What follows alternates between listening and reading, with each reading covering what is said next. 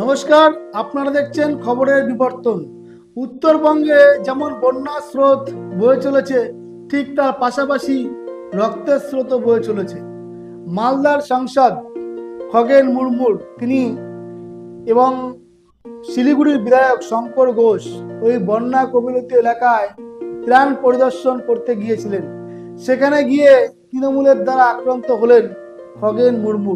খগেন মুর্মুকে মেরে ফেলার চেষ্টা, চোখের বাস থেকে এবং মুখ থেকে যেভাবে রক্ত ঝরছে, যদিও হাসপাতালটি বেশি দূরে ছিল না, তিনি তাই কোনো রকম প্রাণে বেঁচেছেন।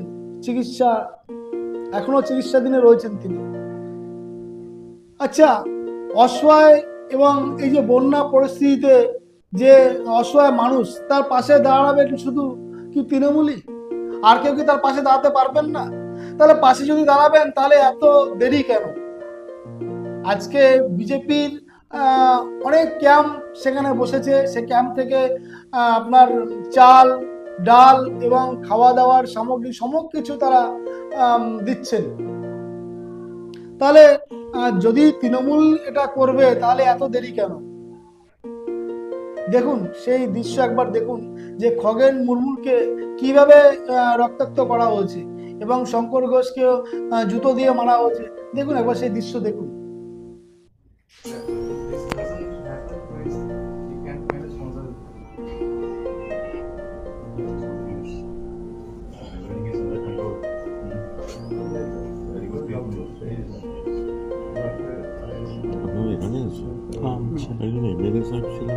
তার সঙ্গে কথা বলছিলাম। Shankar Ghosh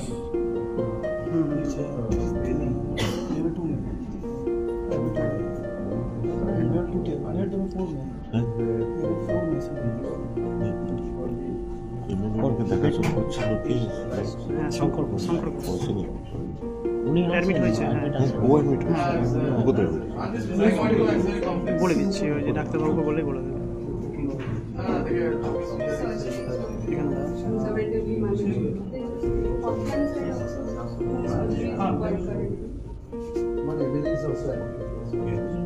No, sir, he will have some pain. It will gradually resolve. The pain will be there for some time. 3161 है. 3161 है. केबिन है.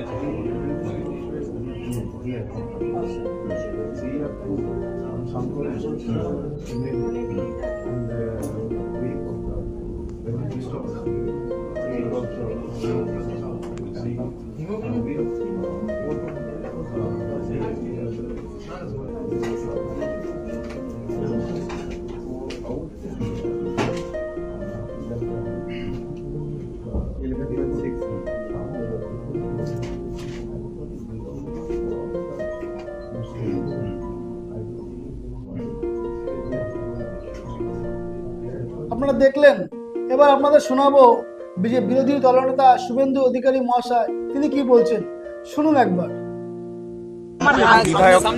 আক্রান্ত হয়েছে, হামলা হয়েছে, গাড়ি ভাঙচুর। বললাম তো, ওরা কেন গেছিলেন সেখানে? মানুষের পাশে দাঁড়াতে। তো এটা অপরাধ।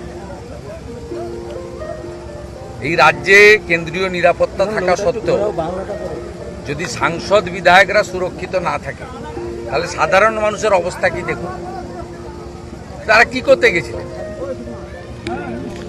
সাংসদ বিধায়কদের তো কর্তব্য আর্ত মানুষের পাশে দাঁড়ানো। মুখ্যমন্ত্রী একাই কি কার্নিভালে নাচার পরে গিয়ে ছবি তুলতে যাবেন? তো খিঁচমেরি ফটো। আর কারো যাওয়ার অধিকার নেই? আর কারো যাওয়ার অধিকার নেই? যেভাবে রক্তপাত করেছে বাংলার মানুষ দেখেছে। এই রক্তের সুমধুর বদলা ২৬ সালে জনগণ নেবে, আদিবাসী সমাজ নেবে, আমি আপনাকে বলে গেলাম। আর এফআইআর হবে। এফআইআর নিয়ে যা যা করার আমরা করব এবং যা ব্যবস্থা নেওয়া হবে। তবু মুখ্যমন্ত্রী বলেছেন কোনো আঘাত নয়, রাজনীতি ভুলে একযোগে উত্তরবঙ্গের। এটা কোনো কথা হলো? মুখ্যমন্ত্রী ওই লোকগুলোকে নামগুলো তো দেখেছেন, আমি পোস্ট করেছি। ওরা কারা? বিশেষ কমিউনিটির গুন্ডা তৃণমূলের, তাদেরকে দিয়ে সব জায়গায় এর আগে কোচবিহারেও করিয়েছিল। মুখ্যমন্ত্রীর তো উচিত ছিল ঘটনার নিন্দা করা। মুখ্যমন্ত্রীর উচিত ছিল পুলিশকে নির্দেশ দেওয়া যে আজকে রাতের মধ্যে চিহ্নিত ভিডিওতে দেখা যাচ্ছে কারা, তাদের গ্রেপ্তার করা, যে সোমোটো মামলা চালু করা, এফআইআর এর জন্য ওয়েট না করা, তা না করে আর যেন না হয় সবাই মিলেমিশে যেন থাকে লম্বা কনভয়, উনি আর ওনার ভাইপো লম্বা কনভয় নিয়ে ঘুরবেন, মুখ্যমন্ত্রী কেউ যাবে না। ওনাদের সঙ্গে শ্রমিক ভট্টাচার্যদের বা খগেন মুর্মুদের সঙ্গে কটা গাড়ি ছিল, যখন এমপি এমএলএ ছিল গাড়ি ছিল, বাকি তো প্রেসের গাড়ি। প্রেসের গাড়িকে আমরা না বলতে পারি? আমাদের পিছন যখন প্রেসের গাড়ি ফলো করে, আমাদের অধিকার আছে। মুখ্যমন্ত্রী যখন প্রেসের গাড়ি 5, 6টা 7টা প্রেসের গাড়ি যায়, উনি একা ঘুরবেন হেলিকপ্টারে, চার্টার ফ্লাইটে, উনি একা ঘুরে বেড়াবেন আকাশে, জলে, স্থলে, অন্তরিক্ষে, আর কারোর সুযোগ নেই। মুখ্যমন্ত্রী বলছেন ম্যানমেড বন্যা, ভুটান আসাম থেকে জল ঢুকানো হয়েছে, কেন্দ্রকে ও ভূগোল পড়ুক, ক্লাস 7 এর ভূগোল বই পাঠিয়ে দেবো, ভূগোলটা পড়তে হবে। দাদা পূরণের ঘোষণা করেছেন এবং চাকরি পরিবারদের কি বলবেন মুখ্যমন্ত্রী? কি চাকরি? 4000-এর চাকরি না 6000-এর চাকরি? ওই চাকরি দিয়ে চালও কেনা যায় না, হাফ দাড়ি কাটার মতো। দাদা আপনি কি যাবেন? দাদা আপনি কি যাবেন? আমি তো কালকে যাব, সবাই জানে, নতুন করে কিছু নেই। আমার খগেন মুর্মুকে দেখতে হবে, তার এখানে ফ্র্যাকচার হয়েছে, ওনাকে প্রয়োজন হলে দিল্লি এইমসে নিয়ে যেতে হবে। উনি খুব সিরিয়াস, এই জায়গা একদম মানে ইম্পর্টেন্ট, হাড় ভেঙে গেছে ওনার, প্রচন্ড সিরিয়াস আছেন। শঙ্কর ঘোষও ইনজোর্ড কিন্তু out of danger, Khagen Murmu not out of danger. এটা আমার প্রায়োরিটি। আমি যাব, ডাক্তারদের সঙ্গে মিট করব, আর রাজুজির সঙ্গে কথা হয়েছে, কাল কিরণ রিজিজুও আসছেন। আমি এই দুটো একটা স্পটে যাওয়ার চেষ্টা করব, রিলিফ ডিস্ট্রিবিউশন করার চেষ্টা করব। আমাদের সমস্ত লোকরা, এমপি এমএলএ এবং বিজেপির সব কার্যকর্তা, ভলেন্টিয়ার অর্গানাইজেশন ডিস্ট্রিবিউশন করছে, আমরা ক্লোজ মনিটরিং করছি। সব বিজেপি এমএলএরা 5টা করে ফুড রিলিফ ক্যাম্প চালাচ্ছেন। আমরা ইতিমধ্যে প্রায় 15-20 হাজার রিলিফ প্যাকেট ডিস্ট্রিবিউট করেছি। আগামী 3 দিন আরও আমরা 50,000 রিলিফ প্যাকেট ডিস্ট্রিবিউট করব।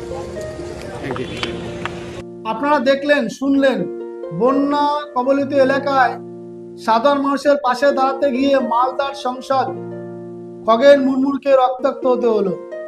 যেভাবে তাকে মারা হয়েছে আপনারা দেখলেন সেই দৃশ্য। এই নোংরা রাজনীতি আর কতদিন চলবে? এর থেকে মানুষ কবে রেহাই পাবে? যেখানে আজকে দিনে দাঁড়িয়ে এমএলএ বিধায়কদের নিরাপত্তা নেই, তো সাধারণ মানুষের নিরাপত্তা কোথায়? প্রশ্ন উঠছে সাধারণ মানুষের। আপনার জেলার, আপনার ব্লক, আপনার মণ্ডল, আপনার অঞ্চলের খবর দেখতে আমাদের চ্যানেলটিকে সাবস্ক্রাইব করুন, লাইক, কমেন্ট, শেয়ার করুন এবং খবরের জন্য যোগাযোগ করুন আমাদের স্ক্রিনে দেওয়া নাম্বারে। আজ এ পর্যন্ত, নমস্কার।